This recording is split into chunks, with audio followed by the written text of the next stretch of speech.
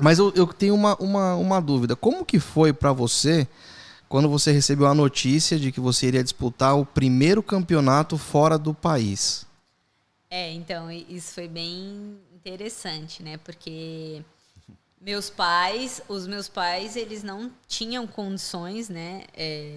Não tem, né? Na verdade, até hoje, assim, de pagar nem inscrições de muitos campeonatos, era um ou outro que eles poderiam pagar. E aí os outros a gente ia atrás, Jiu-jitsu é um esporte caro, né? É um esporte Começa caro. do kimono. Quanto Sim, custa um um kimono? Gente, calma, minha cabeça tá bagunçando, é muita pergunta. Depois nós volta então pro preço do kimono, mas vamos lá, vamos focar no primeiro campeonato. Até a minha bagunçou. Como que foi? Seus pais não podiam pagar a inscrição? Eles podiam pagar a inscrição, né? Pô, muito menos uma viagem e tal. Mas aí a gente começou um movimento assim, o Caio falou, você tem chances de ser campeão mundial e tal, e só que, eu não vi essa possibilidade porque os meus pais não tinham condições de pagar para mim. E eu, assim, na minha cabeça, eu nunca imaginava que eu iria. A sua visão, a sua realidade daquele momento não permitia você enxergar que você poderia viajar para lutar um campeonato mundial. Não, com certeza não. Então, tipo assim... Aí meu pai começou a fazer rifas, ele frequentava um motoclube, e aí a galera começou a me ajudar, comprava a rifa dele, eu fazia rifa na academia, aí tinha vinha uma pessoa e falava, Bia, eu tenho tanto para te ajudar, Bia, eu tenho 50, o outro tenho 100, hoje outro tenho 10, outro tenho 300, enfim. E eu fui juntando esse dinheiro, nessa época... Eu comecei a trabalhar na própria academia, na recepção. Eu recebia R$200 para trabalhar na recepção. Então, eu trabalhava num período, tipo, das 6 às 10, né? E, então, eu recebia isso por mês e, tipo assim, nossa, era o emprego da vida. Mas era uma criança. Tinha uns 13... Não, tinha uns 14 anos, acho que na época. O seu mundial azul juvenil foi fora? Você já viajou para... Foi fora. Então, aí eu comecei a fazer esse movimento de levantar dinheiro, né? E aí, sim,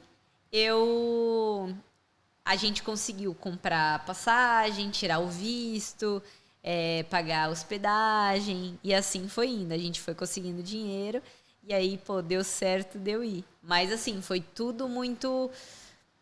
tipo, caramba, será que vai dar certo? Porque a gente sempre fica com esse pé atrás do visto, né? Porque a gente não sabe os critérios que eles usam. Isso então, foi para ir para Abu Dhabi ou não? Não, foi para ir para os Estados Unidos para lutar. O primeiro foi nos Estados mundial. Unidos. E aí você foi pro primeiro campeonato, então, e já foi campeã. Fui campeã. Nossa, foi incrível. E como que foi esse sentimento de, assim... Quantas lutas? Não, pode ir, vai. Quantas lutas? Não, eu fiz, acho que 2 ou 3 lutas nesse campeonato. Finalizou todas? Não finalizei. Eu não finalizei. Teve, até na minha final, eu lembro que eu tava perdendo de 2-0. Eu acho que era de 2-0. E faltava 30 segundos para acabar. Eu olhava pro meu professor desesperada, querendo chorar. E eu falava assim, eu não vou conseguir agora, ferrou. E aí eu consegui raspar a menina e fazer uma vantagem ainda. E aí eu venci a luta. Por uma vantagem. Caramba, então é um esporte de segundos, né? Segundos, então decidem. Caramba. Muito. E aí como foi receber essa medalha? O que passou na cabeça? Essa emoção de lembrar. Com certeza você lembrou das rifas, de todo mundo que chegou e falou assim, tem 100, tem 300, tem 50... Como que estava dentro de vocês? Você consegue passar pra gente? Eu fiquei muito feliz, assim, eu me senti muito grata e realizada, né? Porque, assim, eu fui lá para conquistar aquilo, eu não fui lá para passear. Eu fui lá, por mais que era nos Estados Unidos, por mais que, tipo assim, caramba, tô fora, andei de avião e tal, mas eu fui lá para ser campeã mundial. Eu fui lá para isso, então eu treinei muito para isso. Eu me senti muito grata e feliz pelas pessoas que me ajudaram, porque elas acreditaram nesse movimento, no que eu fui fazer lá, né? Então, assim, mesmo que eu era uma criança ainda, um adolescente, né? Sim. eu já pensava que, assim, meu, isso aqui é o começo. Então, as pessoas que estão me ajudando, eu preciso honrar isso, né? Então, eu sentia que eu tinha uma obrigação de vencer, mas não era uma obrigação que me atrapalhou de jeito nenhum, mas porque eu queria honrar essas pessoas que me ajudaram. E aí eu consegui vencer. Tanto que depois que eu venci, eu lembro que eu fui pro quarto do hotel, eu tava tão cansada, mas tão cansada, que foi engraçado, porque eu capotei, eu apaguei assim.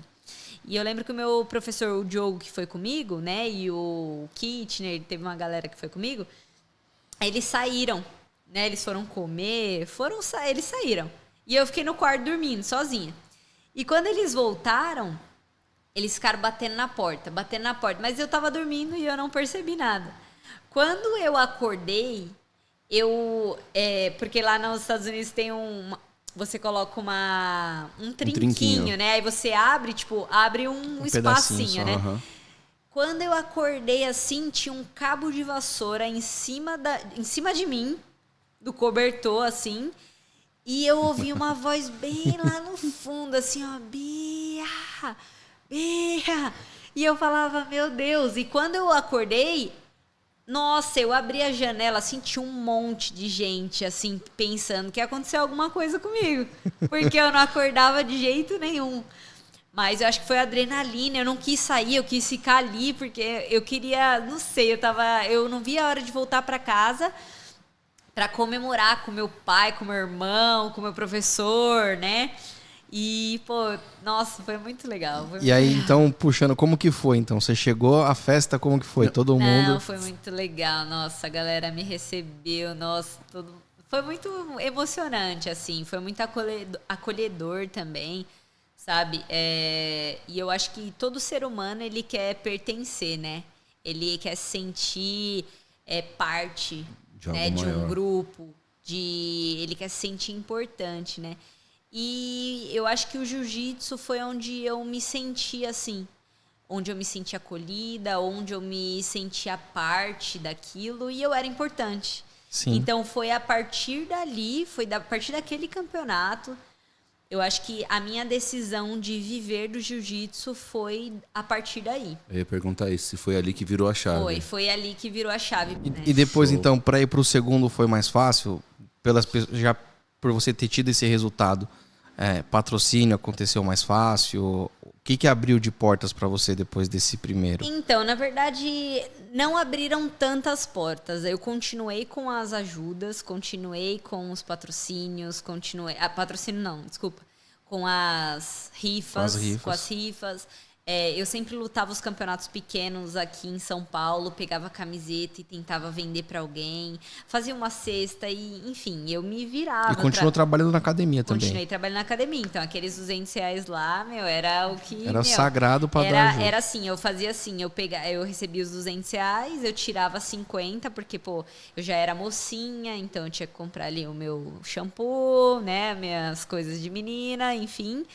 E o restante eu juntava, eu falava, isso aqui é pro meu sonho, isso aqui é pro meu mundial, isso aqui...